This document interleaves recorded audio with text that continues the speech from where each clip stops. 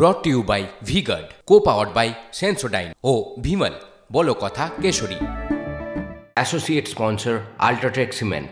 রবীন্দ্র সরোবরে অবাধে সবুজ ধ্বংসের অভিযোগ উঠছে। জাতীয় সরোবরের জমিও ধীরে ধীরে বেহাত হয়ে যাচ্ছে। দক্ষিণ কলকাতার ফুসফুস বলা যায় একে। সেখানে আর্থ মুভারের ক্ষত। রাতে আলো জ্বালিয়ে সরোবর চত্বরে খোঁড়াখুড়ি চলছে। 5 দিন ধরে খোঁড়াখুড়ি রবীন্দ্র সরোবরের একাংশে। রাতে রবীন্দ্র সরোবরে আলো জ্বালানো যাবে না, নির্দেশ আছে পরিবেশ আদালতের। পরিবেশ আদালতের নির্দেশে উপেক্ষার অভিযোগ। রবীন্দ্র সরোবরের একাংশের জমি ক্লাবকে ভাড়া দেওয়া হয়। নামমাত্র আর্থিক চুক্তিতে সরোবরের জমি লিজ। প্রশ্নের মুখে কেএমডিএ এবং কলকাতা পুরসভার ভূমিকা। আমি ইন ডিটেল জানবো। আমার সহকর্মী সায়ন্ত রয়েছেন এই মুহূর্তে আমার সঙ্গে সরাসরি। সায়ন্ত, একদিকে পরিবেশ আদালতকে উপেক্ষা, অন্যদিকে এভাবে বেহাত হয়ে যাওয়া খোঁড়াখুড়ি, কি দেখছো? সেখানে তো তুমি রয়েছো, কি জানতে পারছো? শুভজিৎ, তোমাকে আমি কিছু বলার আগে তোমার ছবিটা একবার দেখাবো। কি অবস্থা হয়ে রয়েছে গোটা রবীন্দ্র সরোবরের একাংশ। তুমি দেখতে পাচ্ছ এখানে একটি বেসরকারি বিনোদন ক্লাবকে ভাড়া দেওয়া হয়েছে নামমাত্র বার্ষিক চুক্তিতে 8,000 টাকা কিছু বেশি। আর এই কাজ এইভাবে ক্লাবকে ভাড়া দেওয়ার জন্য এখানে যেভাবে সবুজ ধ্বংস করা হচ্ছে সেই ছবি তুমি দেখতে পাচ্ছ। একের পর এক গাছকে উপড়ে ফেলা হয়েছে জেসিবি মেশিন দিয়ে। রাতের অন্ধকারে কাজ চলছে, সকালে কাজ চলছে। রাতে আলো জ্বালিয়ে 2017 সালের এনজিটির অর্ডার ছিল জাতীয় সরোবরের ভেতরে কোনো আলো জ্বালানো যাবে না রাতের বেলায়, যার জন্য রবীন্দ্র সরোবরের স্টেডিয়ামে রাতে খেলা বন্ধ হয়ে যায়। সেই জায়গায় এই অংশে রাতের বেলা আলো জ্বালিয়ে এভাবেই পুরো ঘাস উপড়ে ফেলা হয়েছে একের পর এক। তুমি দেখতে পাচ্ছ এখনও জেসিবি মেশিন কাজ করছে। অর্থাৎ এখানে কেএমডিএর তরফে জানানো হচ্ছে এখানে বেসরকারি বিনোদন ক্লাবকে ভাড়া দেওয়া হয়েছে। কিন্তু রবীন্দ্র সরোবরই কেন? রবীন্দ্র সরোবর যেখানে জাতীয় সরোবরের তকমা পেয়েছে 2002 সালে, সেখানে এভাবে সবুজ ধ্বংস কেন? তোমাকে আরেকটা ছবি দেখাবো সুজিত, কিভাবে সবুজ ধ্বংসের নামে এখানে রীতিমতো ধ্বংসলীলা চলছে।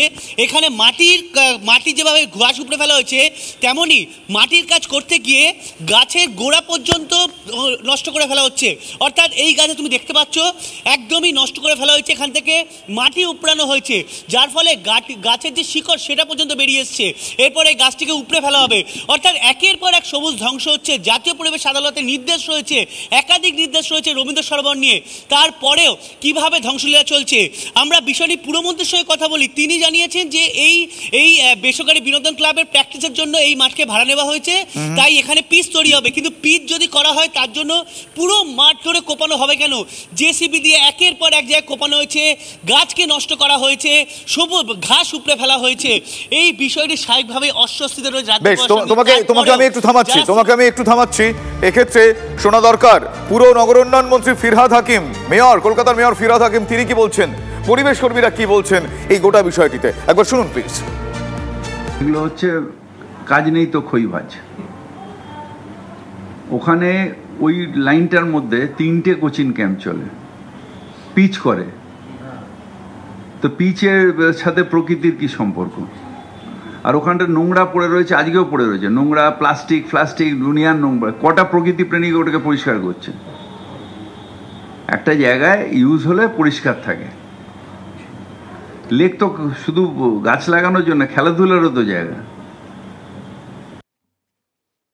2017 সালে ন্যাশনাল গ্রিন ট্রাইব্যুনাল অর্ডার দিয়েছে রবীন্দ্র সরোবরে লাইট জ্বালানো যাবে না, যে কারণে স্টেডিয়ামে সুভাষ দত্তর মামলায় স্টেডিয়ামে খেলা বন্ধ হয়ে গেছে লাইটিংয়ের জন্য।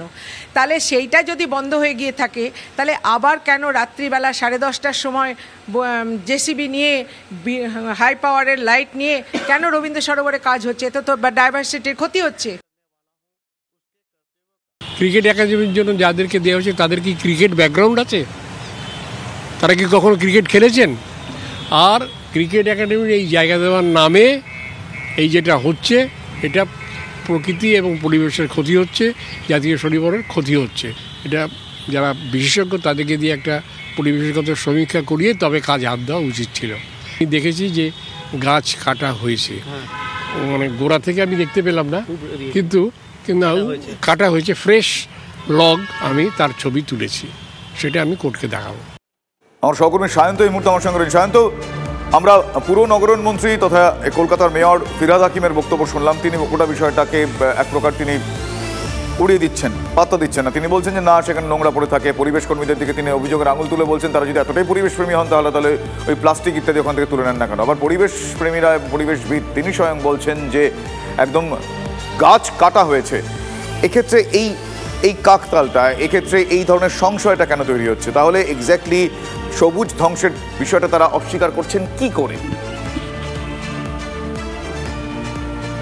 দেখো, সেটাই কিন্তু প্রশ্ন। সবুজ ধ্বংসের এই বিষয়টি অস্বীকার করছে কি করে? কেএমডিএ হচ্ছে এই রবীন্দ্র সরোবরের কাস্টোডিয়ান অথরিটি, যাদের দায়িত্বে এই গোটা এলাকার সবুজের দায়িত্ব রয়েছে। সেখানে এভাবে অবাধে সবুজ ধ্বংস চলছে। জাতীয় পরিবেশের আদালতের নির্দেশ রয়েছে, কোনো কিছু সিদ্ধান্ত নেওয়ার আগে জাতীয় পরিবেশ আদালতে যে মনিটরিং টিম রয়েছে তার সঙ্গে আলোচনা করতে হবে। কেএমডিএকে দায়িত্ব দেওয়া রয়েছে, কিন্তু তারপরেও মনিটরিং টিমের সঙ্গে কোনো রকম আলোচনা করা হয়নি। যদি কলকাতা মেট্রোপলিটন ডেভেলপমেন্ট অথরিটির তিনি চেয়ারম্যান অর্থাৎ মন্ত্রী ফিরহাদ হাকিম, তিনি দাবি করছেন যে এখানে মাঠ তৈরি করা হচ্ছে, কিন্তু মাঠ তৈরির জন্য, পিচ তৈরি করার জন্য গোটা অংশ তুমি দেখতে পাচ্ছ প্রায় 8 কাঠা জমি, পুরো অংশ ধরে এভাবে মাটি কমানোর কোনো প্রয়োজনীয়তা নেই। তারপরেও এভাবে মাটি কমানো হচ্ছে। যেখানে আমি দাঁড়িয়ে আছি, একদম সেই ছবিটা স্পষ্ট, সায়ন্ত, সেই ছবিটা স্পষ্ট, সেটা দেখতে পাওয়া যাচ্ছে। কিন্তু যাদের এই দায়িত্ব দেওয়া হয়েছিল যে সংস্থাকে, সেই সংস্থার সঙ্গে যুক্ত অভিনেতা যিশু সেনগুপ্ত, তার সঙ্গে আমরা কথা বলেছিলাম। তিনি কি বলছে আপনাদের শোনাবো। আমরা এটা লিজ এন্ড রেন্ট করেছি আমরা ফ্রম কেএমডিএ, এবং কেএমডিএ যা যা রুলস আছে আমরা সব মেনে, এবং গ্রিন ট্রাইব্যুনালে যা যা রুলস আছে সেটা সমস্ত রুলস মেনে আমরা কাজ করছি।